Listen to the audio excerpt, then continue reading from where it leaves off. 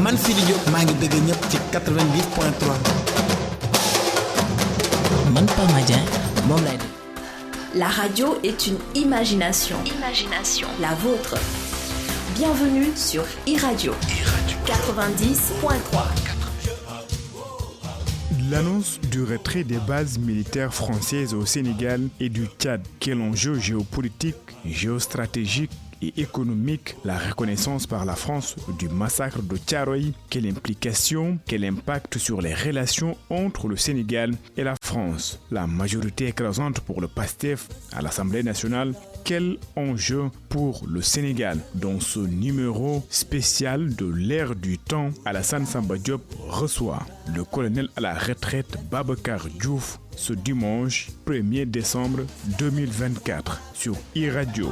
L'ère du temps, c'est avec Alassane Samba Diop. Dimanche 1er décembre 2024, jour spécial pour le Sénégal, journée spéciale aussi pour l'ère du temps, qui a un invité spécial. Donc c'est une journée spéciale aujourd'hui qui nous permet de parler de ce qui se passe chez nous. Vous le savez, c'est les 80 ans de la commémoration de Thiaroye, massacre de Thiaroye. Le président français a reconnu que c'est un massacre. Au moment où je vous parle, le président du Sénégal reçoit ses hôtes pour commémorer cette journée qui a fait beaucoup de dégâts au Sénégal. Colonel Babacar Diouf, vous le savez, il est géostratégique, il est géopoliticien, il est chercheur, colonel à la retraite, qui analyse beaucoup ce qui se passe à travers le monde. Nous avons choisi aujourd'hui de l'inviter spécialement pour aller en profondeur, pour analyser les questions qui se déroulent. Colonel, aujourd'hui, Thiaroye 44 est commémoré. Le président Bassirou Diomaye Faye sur place avec ses homologues africains qui sont venus le voir. 80 ans, on en parle aujourd'hui. Le président Macron a reconnu que c'est un massacre.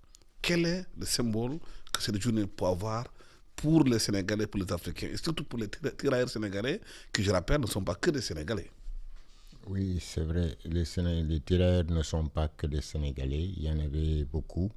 On les appelait troupes coloniales. On a parlé donc de tirailleurs, c'était déjà un peu péjoratif, mais le massacre de Thiaroye, c'est un moment de souvenir douloureux, évidemment, comme les souvenirs douloureux qui marquent parfois les relations entre les États, mais qui ne se résument pas qu'à ça non plus.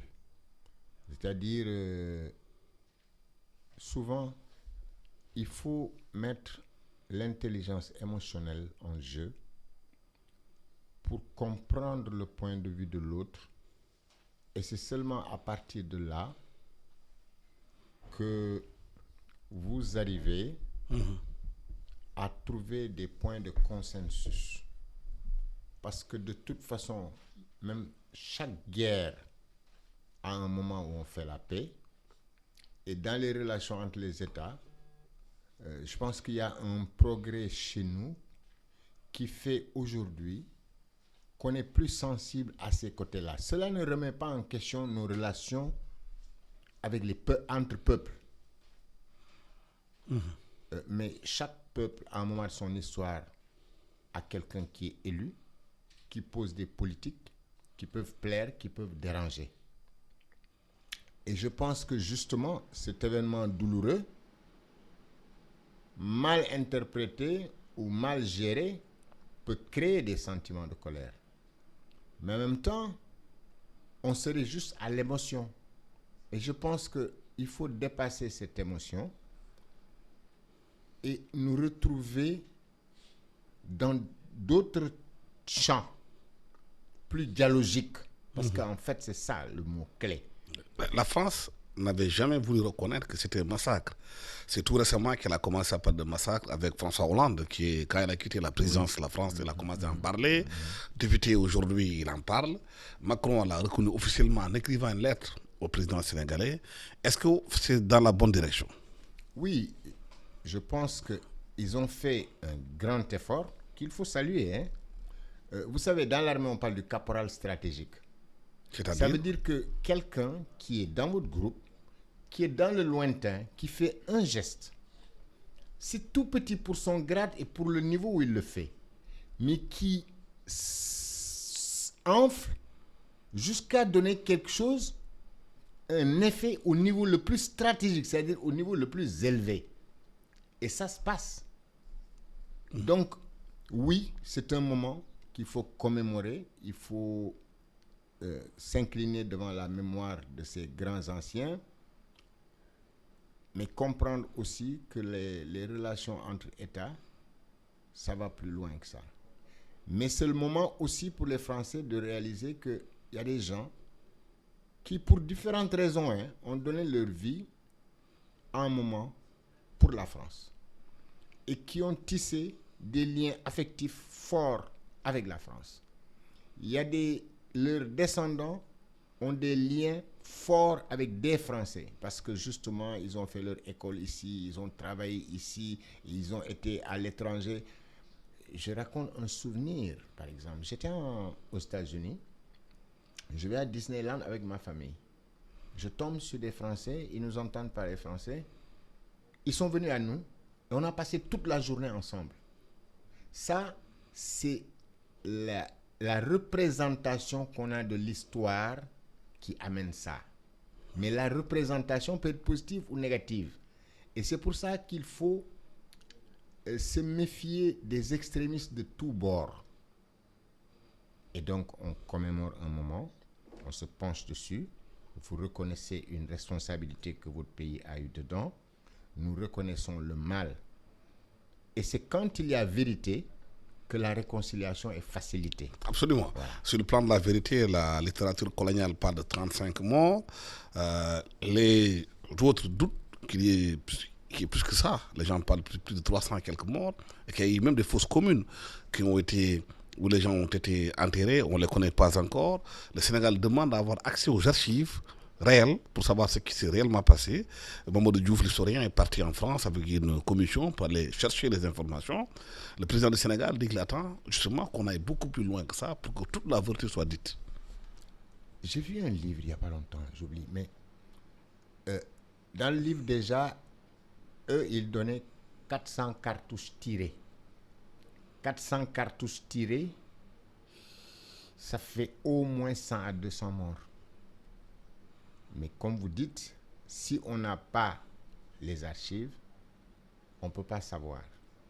Et les archives, ce n'est pas juste une archive, c'est vraiment beaucoup d'autres pour avoir des convergences, etc. et voir dedans. Mais vous savez, je crois que même les moments les plus douloureux peuvent permettre de se rapprocher.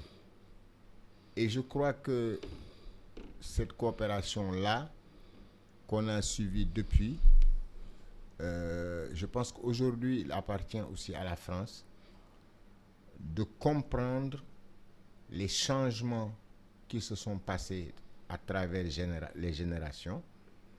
Et si elle veut vraiment continuer ces relations, d'en tenir compte. Les populations, il y a du tout. Il y a certains qui sont à peu près au centre, il y a d'autres qui sont légèrement à gauche, d'autres à droite. Bon, c'est une répartition en cloche, mais je pense que les populations sénégalaises et les populations françaises n'ont pas de problème a priori. Il y a juste des parties des deux populations où chacun a une vision du monde qu'il convient peut-être de changer. C'est ce regard peut-être encore colonial qu'on trouve chez certains, mais qui s'explique par leur ignorance de l'histoire. L'ignorance nous fait faire ou dire beaucoup de choses qui ne sont pas correctes.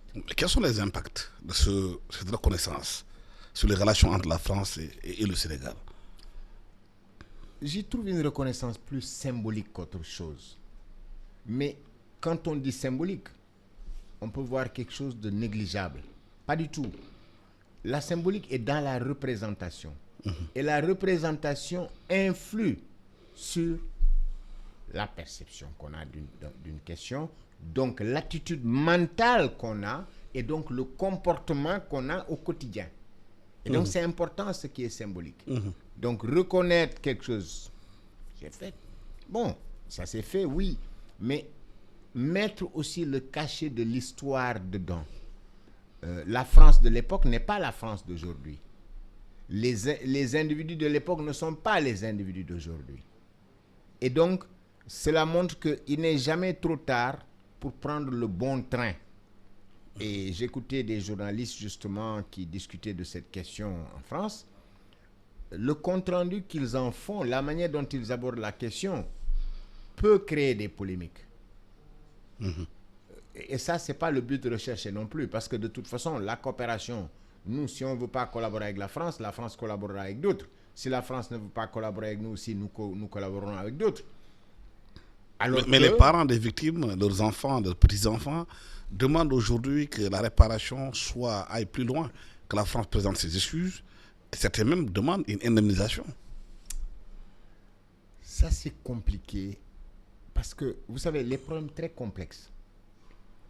Parce que les tirailleurs, c'était quoi? Si on repart à l'origine, là, c'est vraiment... Je pense que j'essaie d'être le plus neutre possible pour que les gens y voient plus clair. Ça ajouter de l'émotion à l'émotion ne fait de bien à personne.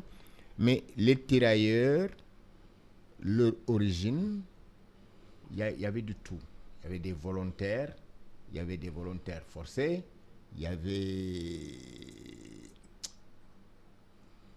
des identités diverses. Il y avait des Sénégalais, des Burkinabés, des Ivoiriens. Je sais, mais est-ce que vous savez qu'il y avait même des gens, pour être recrutés, on disait, ok, lui, c'est un esclave.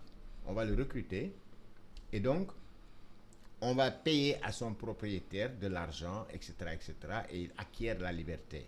Donc, pour former ces troupes coloniales à l'origine, il y a eu beaucoup de choses.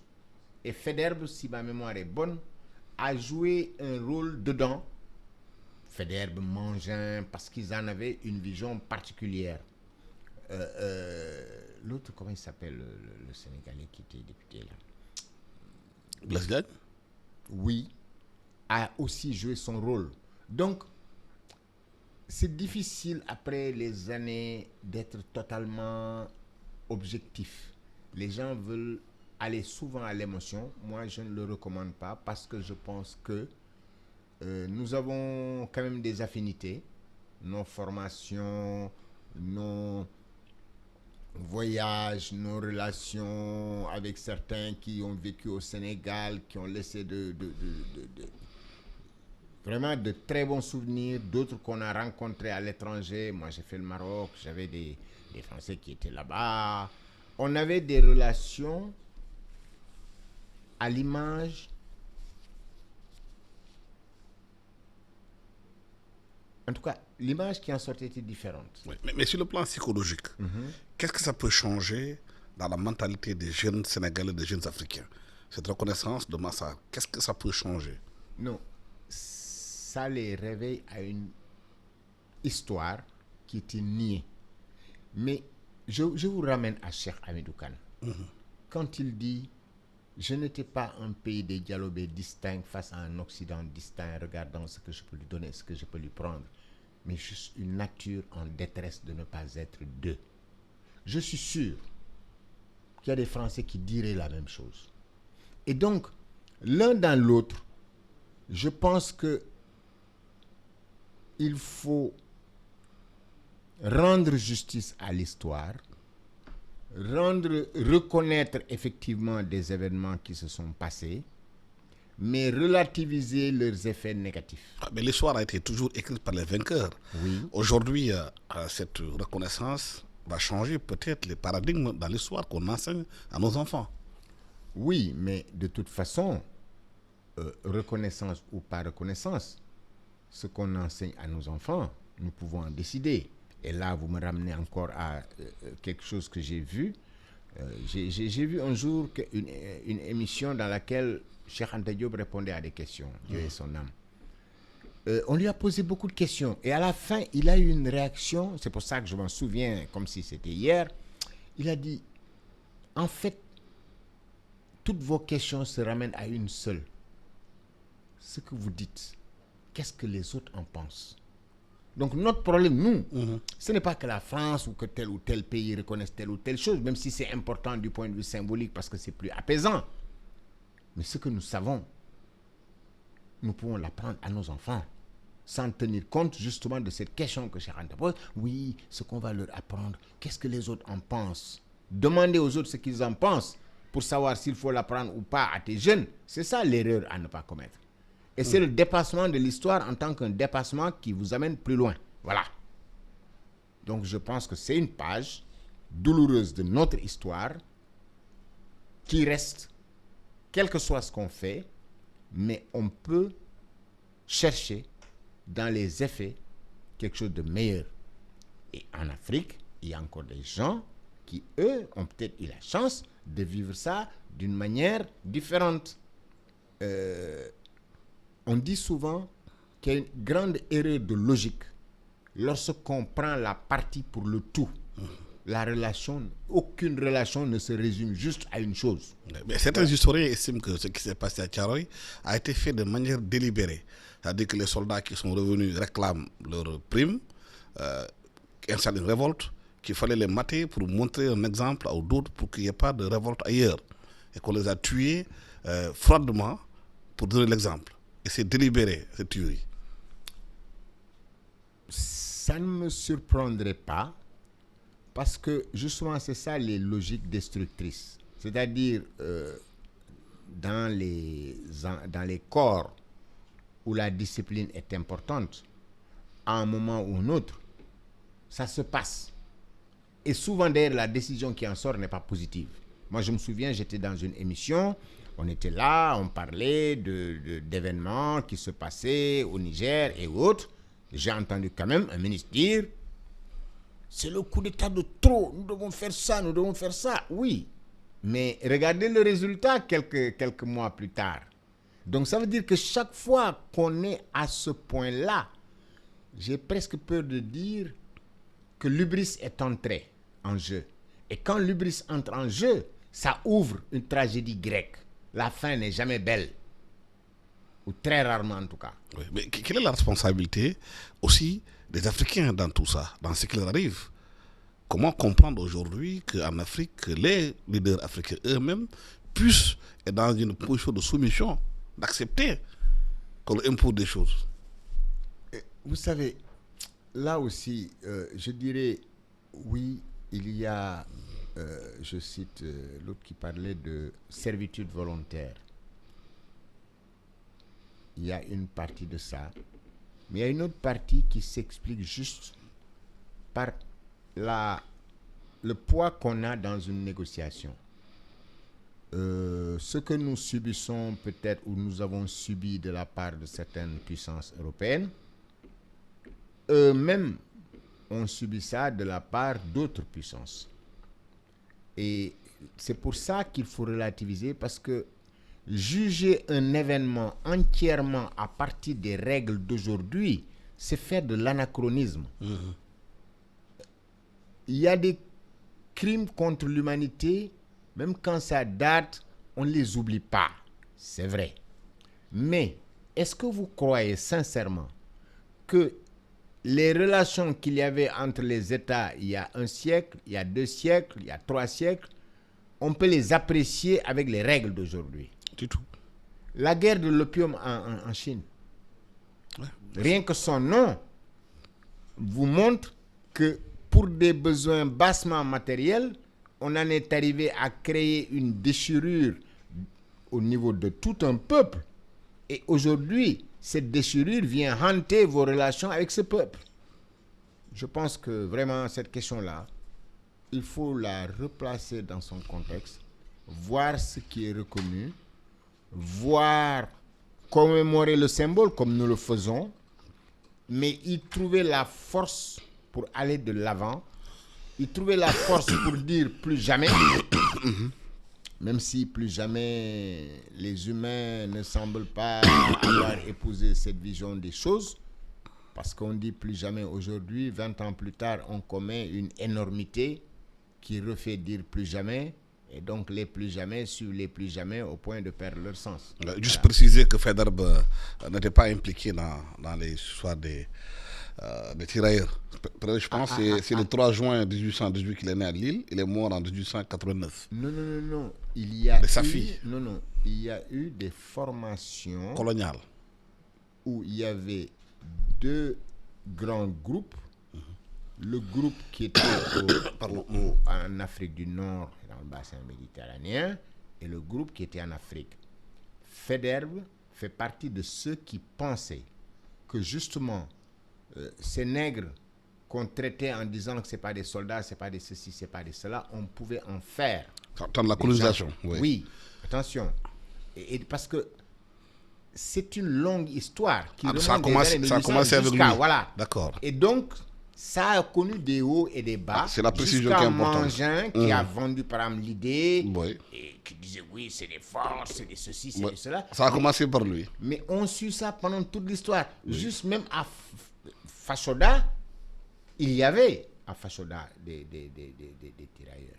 La fameuse rencontre de 1898 qui a créé un problème, qui a expliqué certaines alliances pendant la Première Guerre mondiale. Je ne veux pas rentrer dans ces détails, mais la famille Si, Mademba Abdelkader, etc., c'est plus complexe que les gens ne le disent. C'est pour ça qu'il y a certaines choses, on décide souvent, et c'est plus sage, de les taire. De laisser, non, pas de les taire, mais de laisser les historiens en parler. Oui, parce que eux ont les éléments, les archives qu'ils consultent, qu'ils recoupent, etc., jusqu'à nous ressortir quelque chose qui n'est ni de la propagande, ni de l'émotion, mais la vérité toute nue, toute simple. D'accord. Je rappelle que vous suivez L'Air du Temps, qui reçoit le colonel Babacar Diouf, géostratège, chercheur et aussi analyste de la situation contemporaine dans laquelle nous vivons. Colonel, le deuxième point de notre débat, c'est l'annonce du retrait des bases militaires françaises du Sénégal, du Tchad. Quels sont les enjeux géopolitiques de cela? En géopolitique, on dit souvent que quand vous regardez la carte, vous pouvez dire pourquoi ici et pas ailleurs. Il se trouve que dans la compétition entre grandes puissances qui a débuté depuis bientôt 10 ans, les grandes stratégies sont les stratégies de contrôle des flux. Quand on dit des flux, on peut y mettre ce qu'on veut.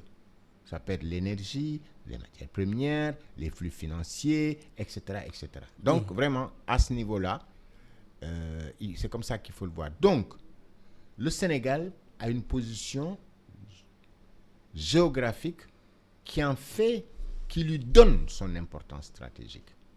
De la même façon, vous pourriez dire, et la preuve nous est administrée, vous pouvez dire le canal de Suez, la mer Rouge. Regardez aujourd'hui les Houthis, un petit groupe, mais qui arrive à bloquer ce passage.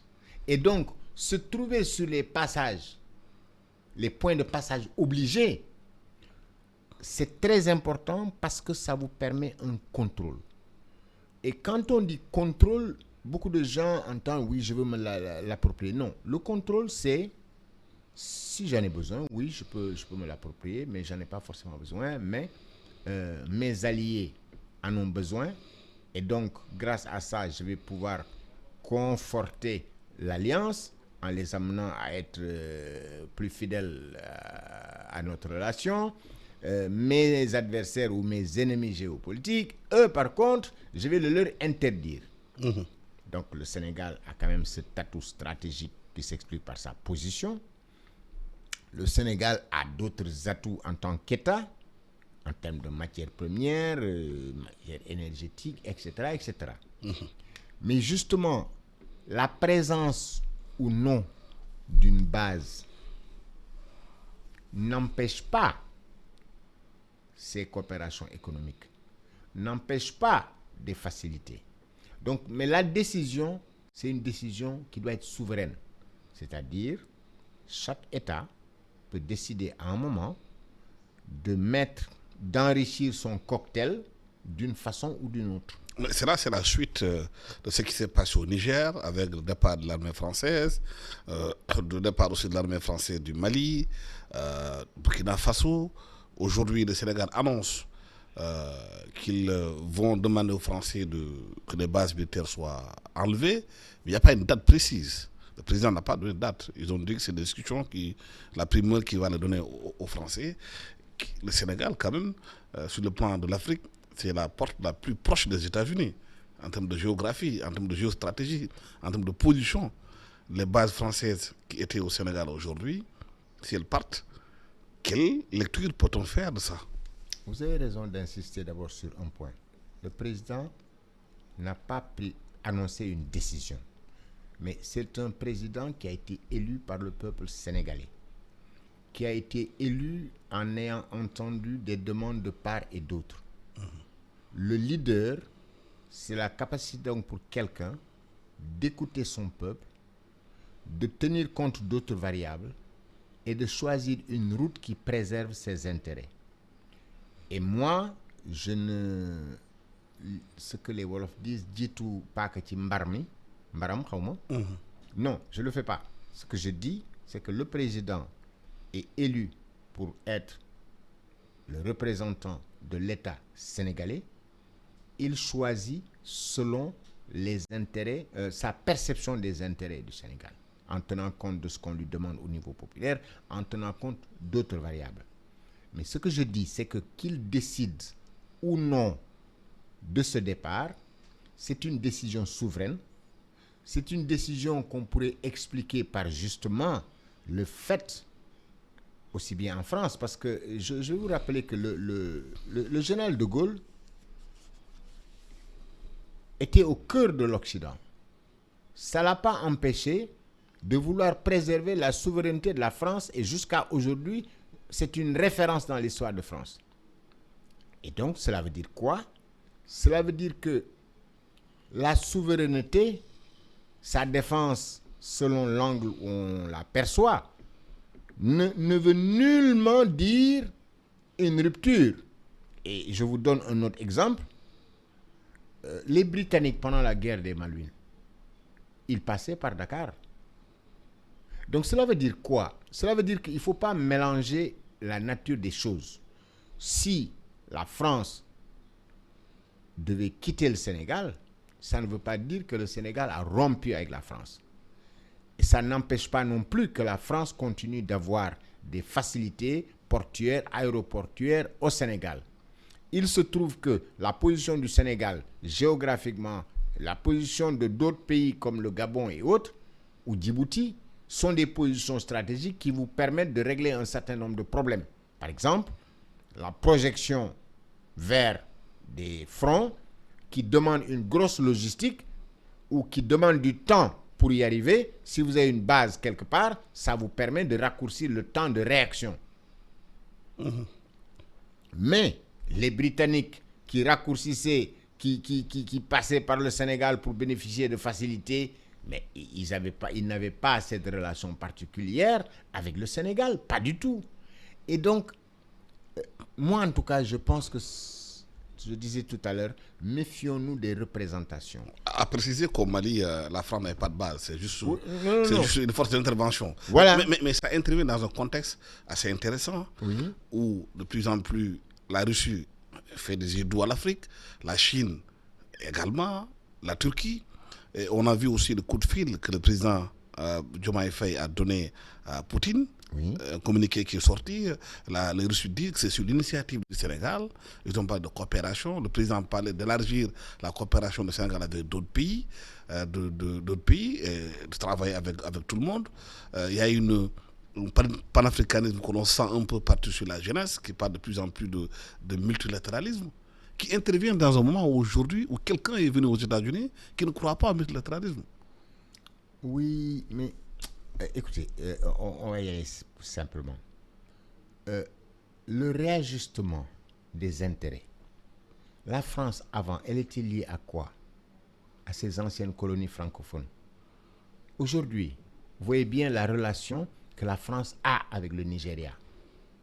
Oui. Alors que du temps de Gaulle et autres, la question de la guerre civile du Biafra, les gens disaient, il y a des papiers en tout cas, qui disent qu'il y avait une volonté de fractionner le Nigeria pour justement ne pas avoir un pays africain capable de gêner la France en Afrique. Mais est-ce que ce n'est pas aujourd'hui la perte d'influence de la France en Afrique de l'Ouest qui fait qu'elle se tourne de plus en plus vers des pays anglophones comme le Nigeria, le Kenya? Ça n'a pas commencé aujourd'hui.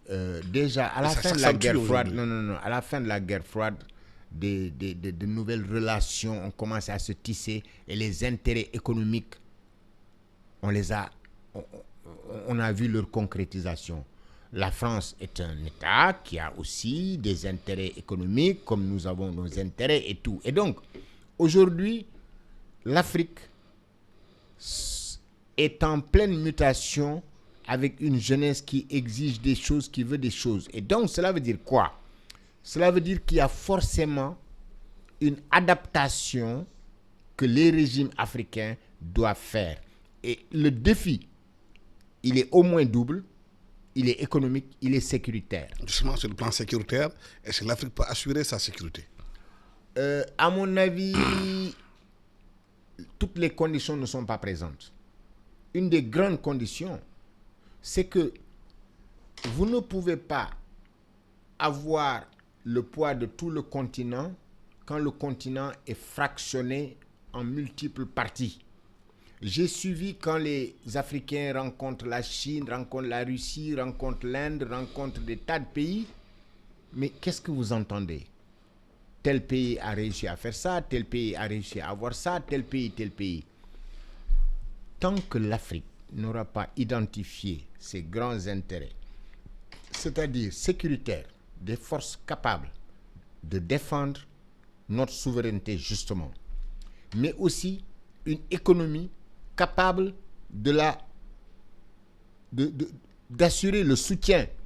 Je donnerai juste un petit exemple. Quand la Chine de Deng Xiaoping, quand il est arrivé, il a trouvé qu'on parlait des 4 modernisations. Il a dit, oui, mais la modernisation militaire va prendre un petit recul parce que tant que vous n'avez pas une économie pour soutenir cette défense-là, vous n'avez pas encore une défense.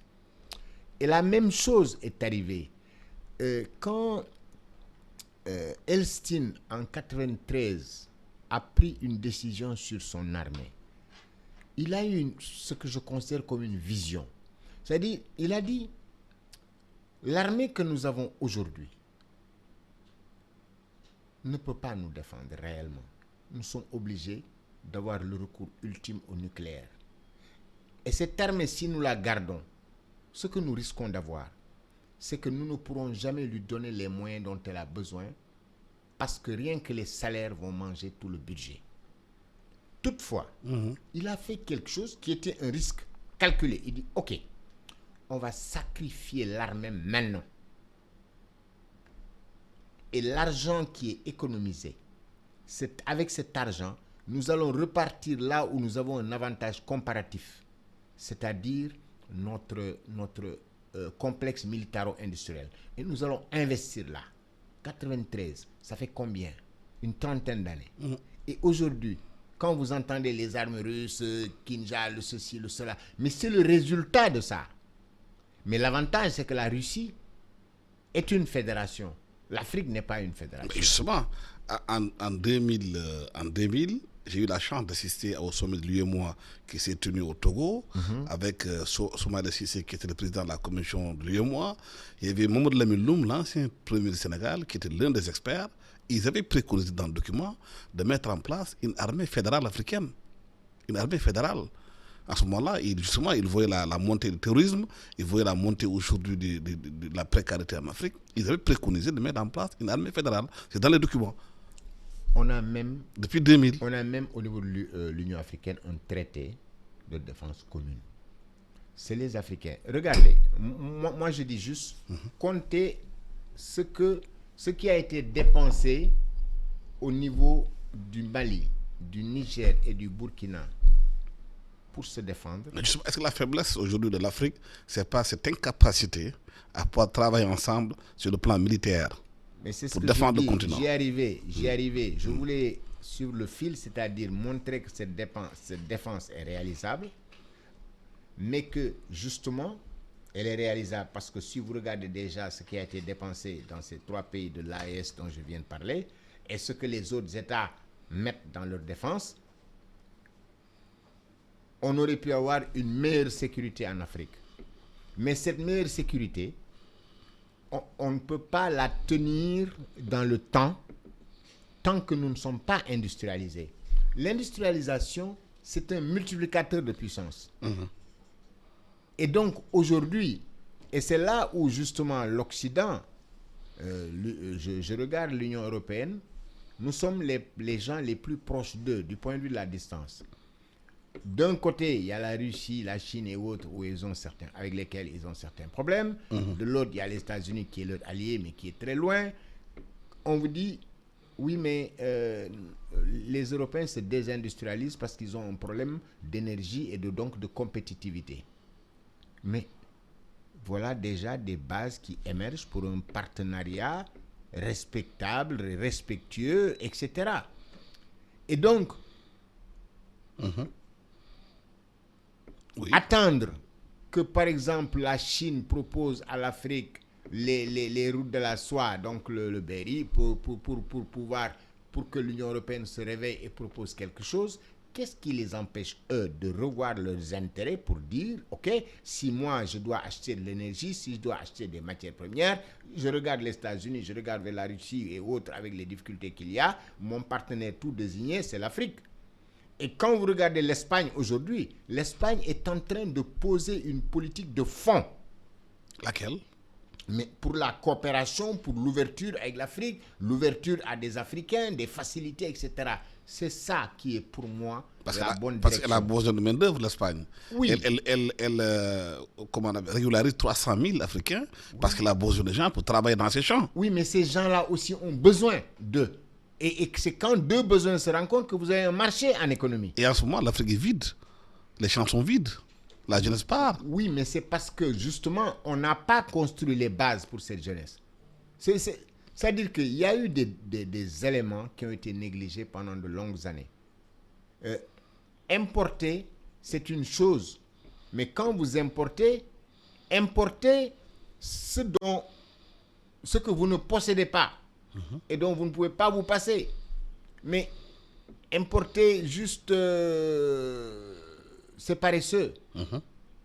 Et nous avons des chercheurs, et on revient toujours à la même chose. C'est l'économie, c'est la formation qui te donne des cadres qui sont capables de créer, de sortir des choses et donc de développer ce que vous avez. Si des partenaires arrivent, regardez, par exemple au Sénégal ou dans d'autres pays africains, on parle souvent de l'association avec ceux qui viennent exploiter nos matières premières. En Algérie, en Arabie Saoudite, etc., vous ne pouvez pas venir exploiter et avoir 50% ou plus. Non. Ça veut dire quoi? Ça veut dire que les termes de l'échange doivent être revus.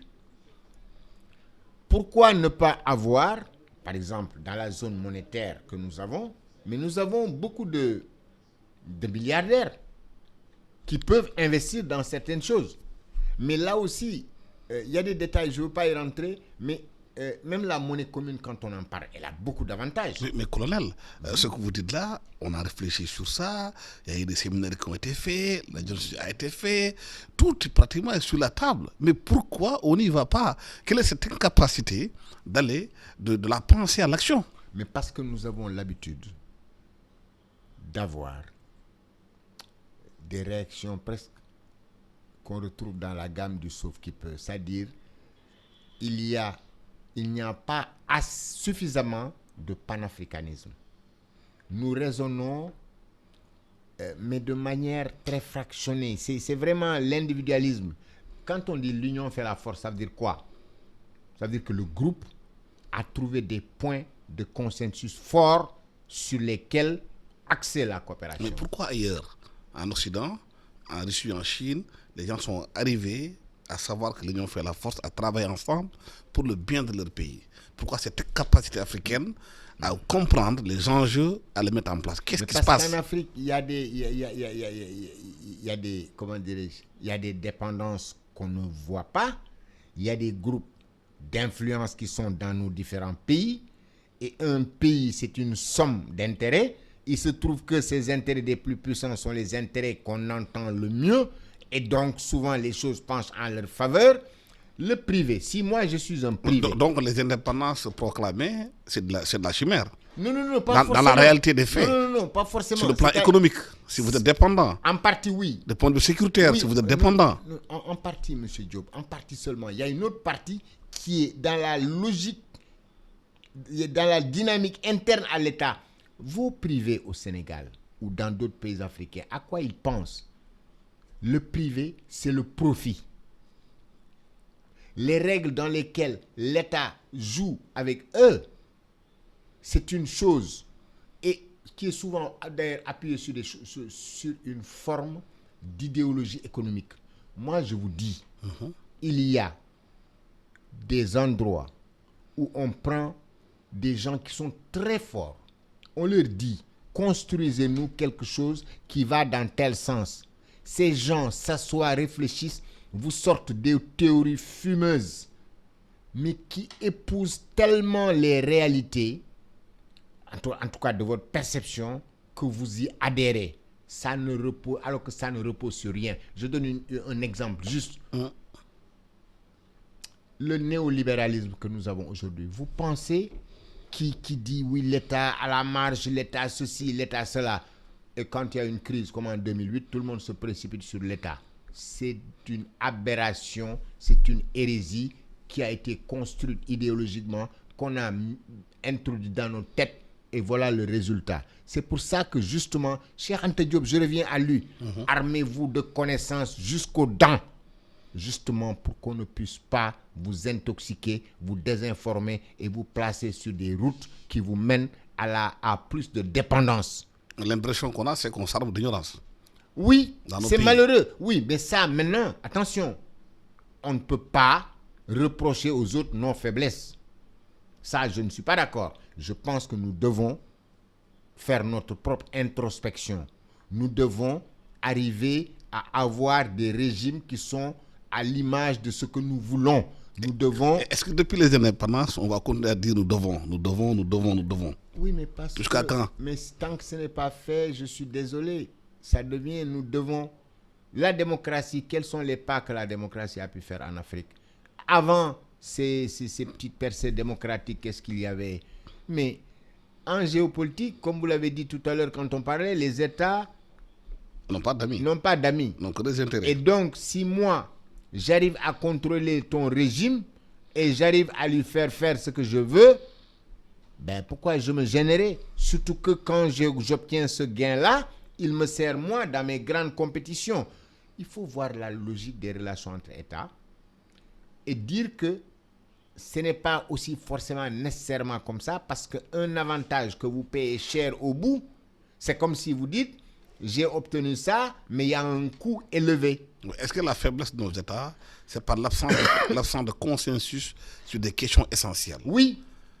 Aujourd'hui, on regarde bien l'opposition sénégalaise aujourd'hui, on ne l'a pas vu à la commémoration aujourd'hui de Thiaroye. Alors que c'est une question nationale. Oui. Ces fractures qu'on a dans nos pays, est-ce que ce n'est pas ça la faiblesse de nos pays?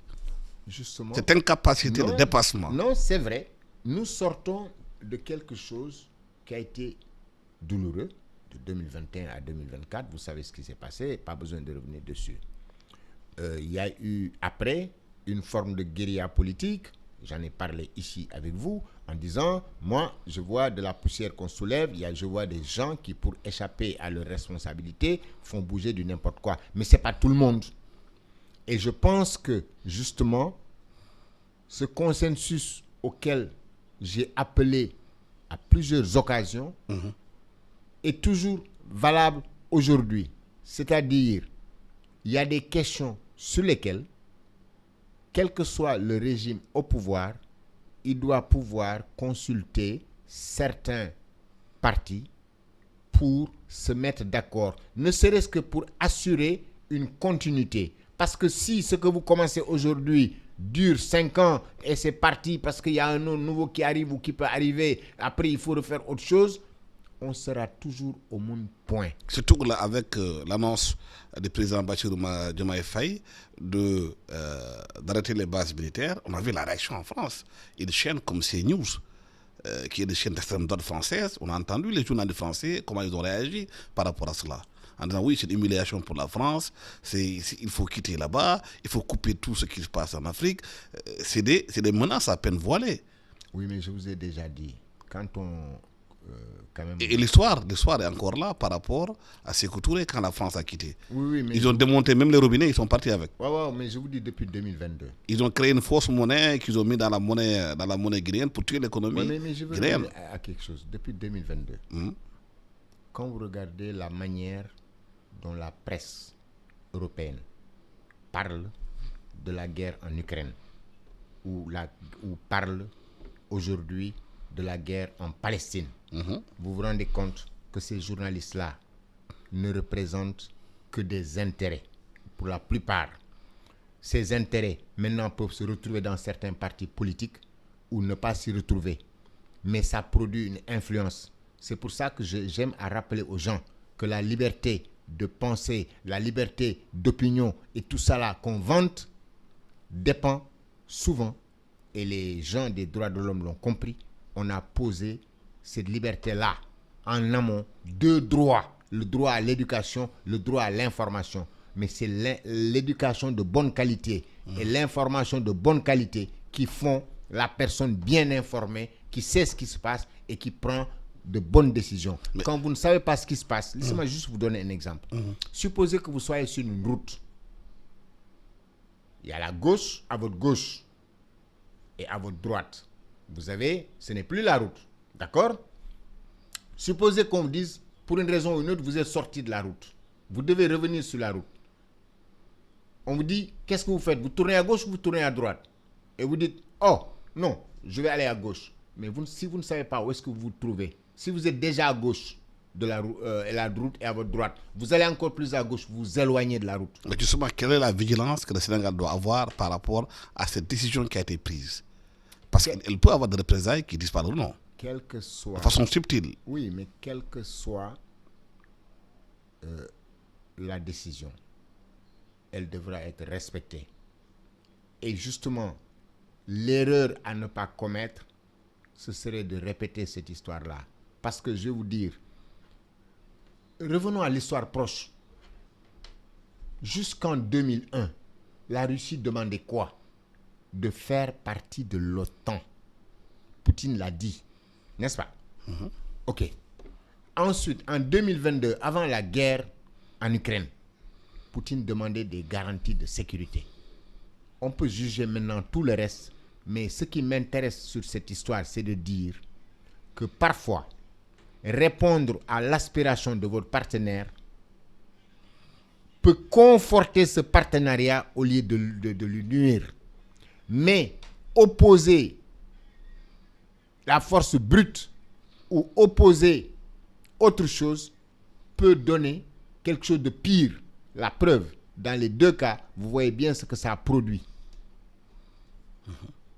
Aujourd'hui, l'Occident se retrouve en train de faire la guerre. Géopolitiquement, c'est une mauvaise décision. Je dis pourquoi. La relation Chine-Russie qui tient à distance aujourd'hui le monde occidental n'était pas inévitable. S'il s'était entendu avec la Russie, peut-être que une grande partie de la dynamique géopolitique actuelle aurait été différente. Moi, je me place juste sur le point de vue du chercheur. Comment le Sénégal doit se protéger? Mais le Sénégal a des moyens de se protéger. Le Sénégal, mais quand vous dites se protéger, vous dites sur le plan sécuritaire. Oui, même économique. Mais se protéger n'est pas que là-bas. Justement, j'arrive à ça. Si moi, je suis là, nous avons quelque chose que nous pouvons bâtir ensemble, vous refusez cette chose, d'autres me les proposent, mais je vais vers ces autres-là. C'est-à-dire que justement, la souveraineté aujourd'hui, la lecture qu'il faut en avoir, c'est de dire, il n'y a plus le lien idéologique. Les intérêts économiques, c'est je vais au marché. Si toi, je viens, je te trouve avec des pommes de terre, à côté de toi, il y a quelqu'un d'autre qui vend des pommes de terre, je suis désolé, si tu veux me vendre ça plus cher, j'achète chez l'autre. Voilà, le temps que nous est peut-être terminé. Voilà. Merci infiniment, colonel Babacar Diouf, géostratège, géopoliticien et ensuite chercheur. Nous parlions aujourd'hui de la situation au Sénégal avec le camp de Thiaroye, la commémoration. Aborder aussi la rupture des bases militaires françaises qui ne seront plus là bientôt. On attend encore la date qui sera décidée par le président de la République. À la technique, Amadissi, Charles était à l'internet et Demi à la vidéo, caméra. Merci, bon dimanche à tous.